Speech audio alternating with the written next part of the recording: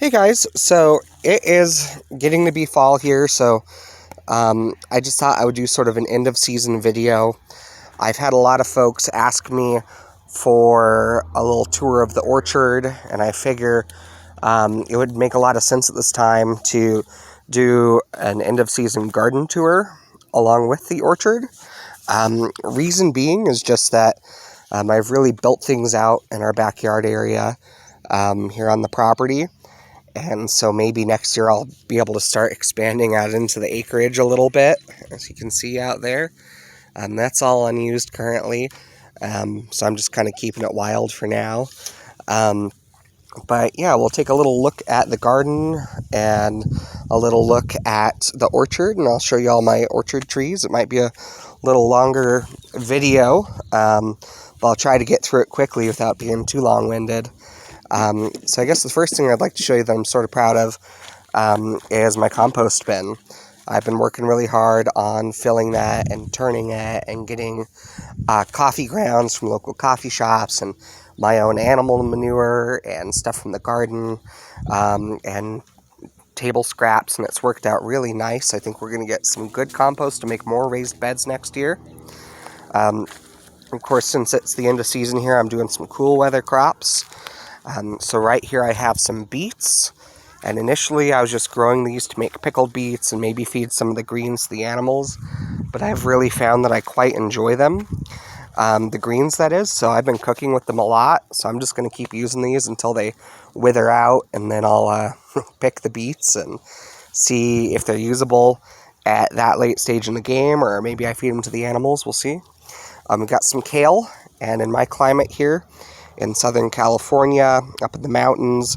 It does get snowy and cold up here in the winter, but these should stay alive. It doesn't get that cold, so I do expect to get kale all winter. Here's my glass gym corn. As you can see, this is sort of the sacrificial lamb of the garden. A lot of it has turned, brownish and is withering out. And that's okay, we're getting some corn off of it, but the big deal is that it's feeding all the aphids. And the ants. So there's some ants here, carpenter ants, that herd aphids and kill your plants. So I'm glad they've decided to attack the corn, because that means it's keeping everything else safe. There's usually one plant in my garden that I just let die every year, and this year it's the corn.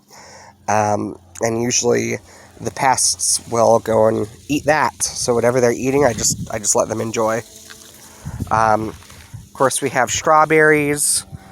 They've done pretty well this year, and I've got some kale and some Egyptian walking onions I have sprouting that my friend Nick and Dee as well gave me when I visited Colorado. Have lots of banana peppers, some little poblanos, little end of season tomatoes. I'm not really sure what that is. Arugula coming in for the fall. More of Nick's Egyptian walking onions. I have a garlic crop planted in there. You can see some little greens coming up. Carrots coming up as well. We'll see. Might be a good fall crop. Over here, I have just a ton of shallots coming in. I love shallots, and the kind of shallots I chose are Dutch shallots. And what I love about them is the French don't consider them to be real shallots. So, I'm growing these because it pisses off the French. And here's some more Egyptian walking onions, these big guys here. And let's see. Got my cacti sitting out here, just some pretty San Pedro. And my cherry tomatoes, they're still going strong. Looks like this one's actually having another bloom, so we'll see. Maybe I get lucky, get another couple rounds off of them. Fall shouldn't be the first frost shouldn't be coming until at least the end of October here. And then in this section, I do have some music garlic planted. Of course, my Swiss chard and my kale. The other tomato, this one's really winding down. I don't see another bloom in sight for this guy. That's okay. I've had a little bit more of a struggle on this side of the garden, so That's Herbie Hancock saying hello. More Egyptian walking onions. You can see I've got a little Swiss chard started over here. We'll see how that goes. Horseradish is winding down. Of course, the chickens. They're still in their coop for the day. Don't worry, they get out to play quite often. Let's check, see if we got any eggs today. Oh, lo and behold, eggs. They're a little poopy, but they're there. I'll just wash those right up and they'll be fine. Alright, so let's move on down into the orchard. I got a boy playing with chalk, being loud. I know you're getting bored. Alright, so we're moving on down to the orchard, and we'll try to do this tour sort of quick and dirty before Finn gets too wild. He's fine by himself for a minute here. And so here we have our Yaupon tea plant. That's a wild Native American tea. And this sucker is just starting to become popular. It's the only plant in North America that grows naturally that produces caffeine, and it makes a delightful tea. If you like tea, you will like Yaupon. It tastes the same just about. Cold Hardy Kiwi. Me and my dear friend Mark planted this together. And you can see the leaves are growing beautifully. Lots of new growth since we planted it. A gooseberry. Love gooseberries. A little rosemary bush coming in. And then some of these will look dead, but that's just because they have transplant shock. They are still alive and thriving. So this one is a Hinan Maki Red gooseberry. It's a Japanese variety. It looks like just a stick coming out of the ground, but it'll bounce back. More Yaupon here. This is a dwarf pear tree. So our neighbors way across the road over there have an orchard. You can sort of barely see it. And they have lots of pears, so I anticipate they'll get pollinated. This will get pollinated by that. It's called a honeyberry. Again, a lot of stuff looks like it's worse for wear, but you can see new growth is coming in. That's what you want to see. A lot of these came in the mail, so they arrive a little tired, and you kind of got to bring them back to life. This is my golden raspberry. And you can see this one's thriving, growing lots of new foliage here. That's exactly what you want to see. And this will just overwinter lovely and come back fresh and new in the spring.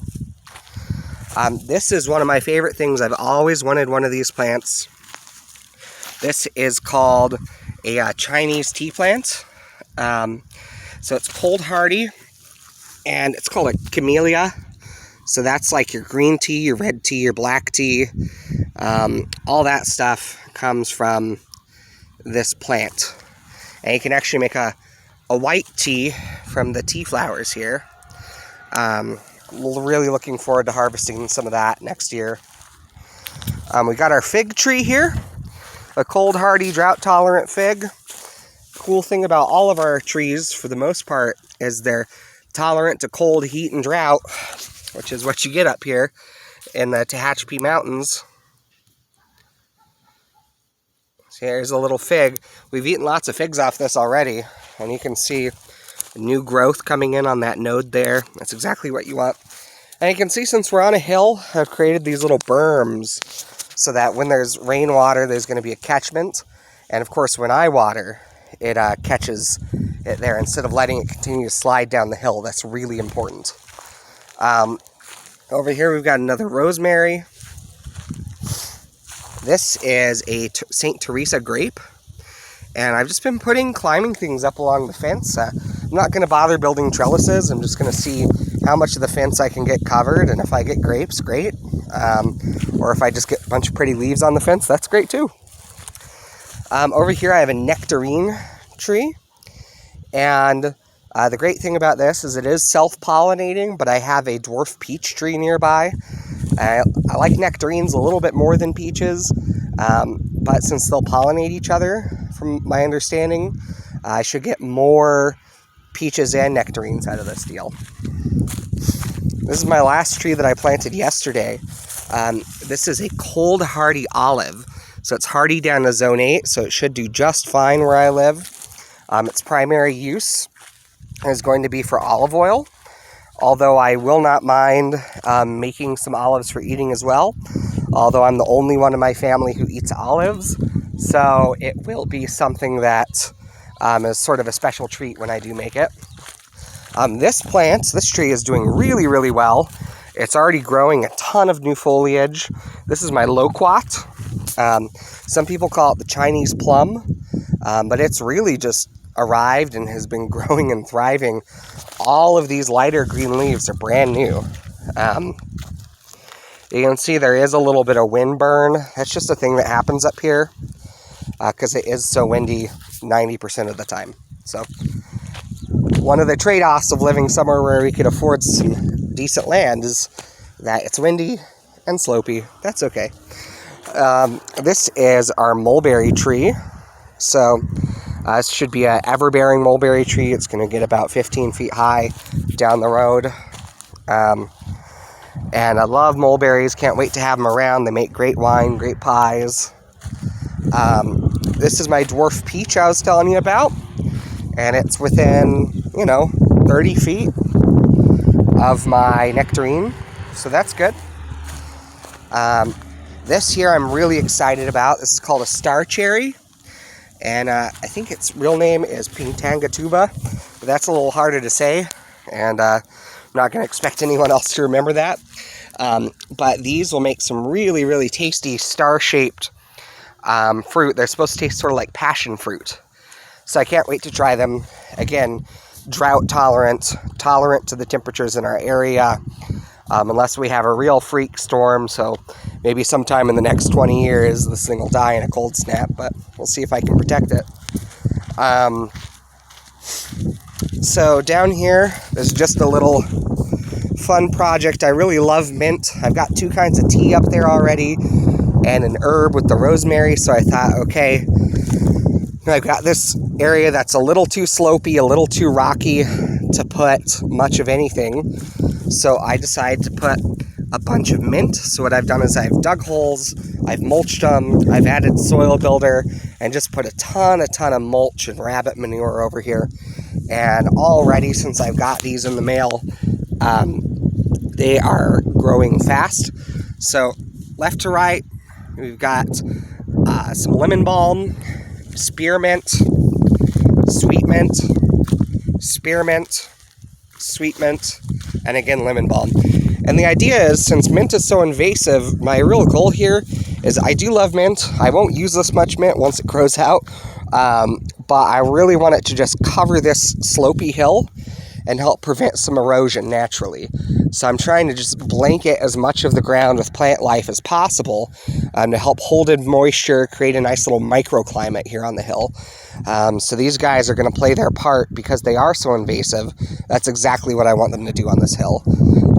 I may end up planting some bamboo along the outside of the fence too to act as a wind block down the road, but that remains to be seen. This is probably, I think, one of the coolest trees that I got. It's called a jujube, and what it is it's like a really nice, sweet, sort of apple-like fruit. It's cold hardy down to like 10 degrees, maybe even lower on this one.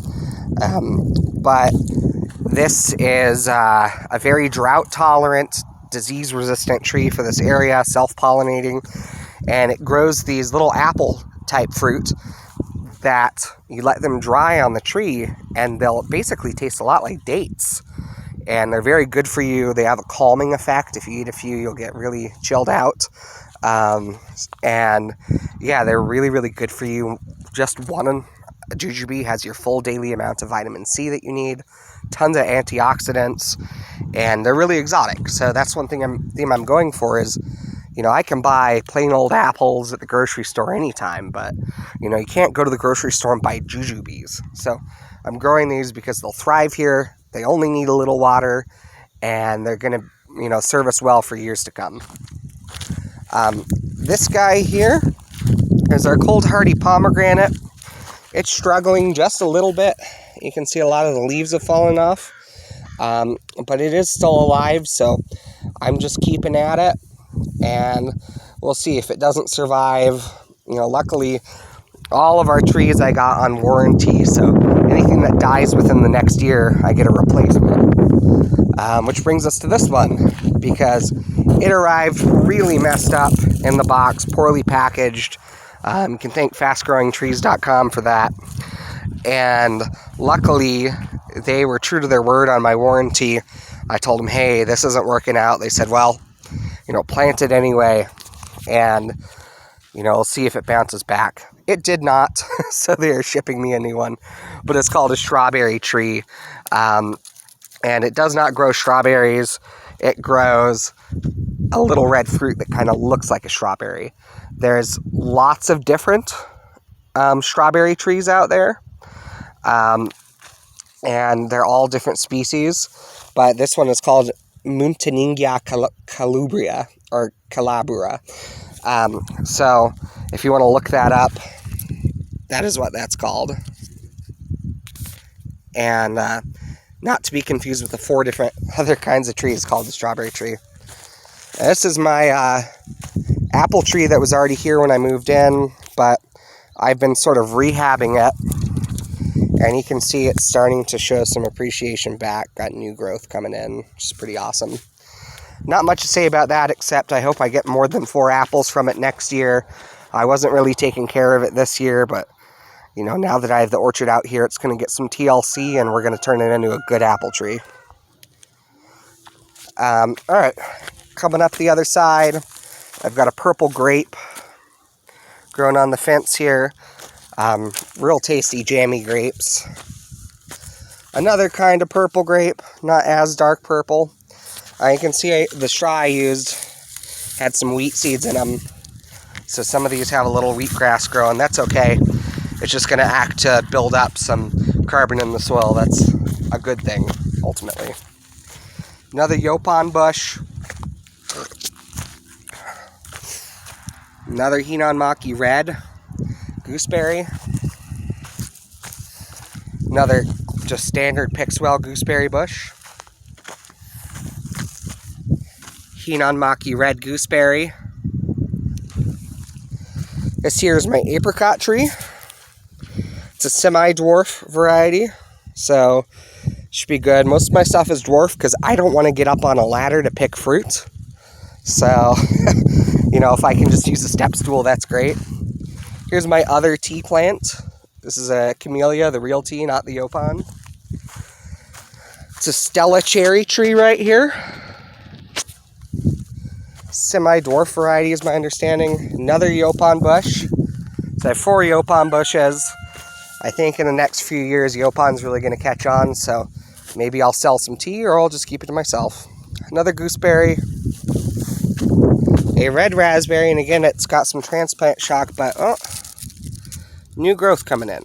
That's what you want to see when you transplant some raspberries. A lot of it will die back and then come back. And then, just like on the other side, another honeyberry here. It does look like it's dying back a bit, but hopefully it bounces back. We'll see. That's kind of the thing when you buy a lot of plants in the mail is, maybe 20% of them will die off on you. And luckily, Stark Brothers and FastGrowingTrees.com, both of them offered warranties, and I took them up on that. So I'll get a few replacements in the spring when things don't spring back, and kind of go from there. But yeah, that's the whole operation, guys. I hope you enjoyed. Give you a nice little overview. There's my child. There's my chickens. My corn and everything. And just a quick look over the orchard. It sure is a humble beginning, but in a few years, I hope it brings my family lots of food and wealth and comfort. Not necessarily dollar signs wealth, but security. So, hope you all enjoyed, and for now I'm gonna go back inside and cook up a nice tomato sauce.